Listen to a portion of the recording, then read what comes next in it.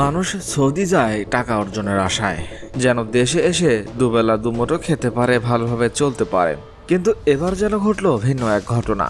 এবার সৌদি গিয়ে বাচ্চা কোলে দেশে ফেলেন এক গৃহকর্মী, অথচ তার এখনো বিয়ে হয়নি।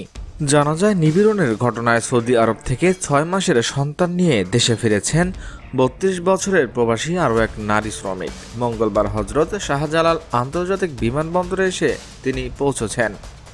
ওই নারী অভিযোগ করে বলেন, সৌদি আরবে যে বাড়িতে তিনি কাজ করতেন সেই গৃহকর্তা তার ছেলের বাবা। তিনি জানান, নিয়োগকর্তার দ্বারা তিনি ভয়াবহ নির্যাতনের শিকার হয়েছেন। সন্তানসহ বাড়ি ফেরা নিয়ে উদ্বিগ্ন ওই নারী এখন আশকোনার ব্রাক লার্নিং সেন্টারে আশ্রয় নিয়েছেন। বিমানবন্দর সূত্র থেকে জানা গেছে, গত বছরে তিনি সৌদি আরবে যান। সেখানে যাওয়ার পর থেকে প্রতিনিয়ত যৌন নির্যাতনের শিকার হতেন। এক পর্যায়ে তিনি অন্তঃসত্ত্বা হলে তাকে কারাগারে পাঠানো হয়। সেখানেই জন্ম হয় ওই শিশুটির। ওই নারীর বরাতে ব্রাকের এক কর্মকর্তা বলেন, তার পরিবারের কেউ বিষয়টি জানে না। সন্তানকে নিয়ে তিনি পরিবারের কাছে ফিরতে পারছেন না। এটা সমাজের লোকেরা ভালোভাবে নেবে না।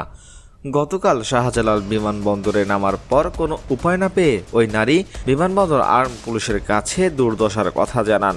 নিরাপদ আশ্রয়ের জন্য ওই নারীকে পরে ব্রাকের অভিবাসন কর্মসূচির কাছে হস্তান্তর করা হয়। দর্শক, এখন তারই বা কী হবে, আর বাচ্চাটার কী বা হবে?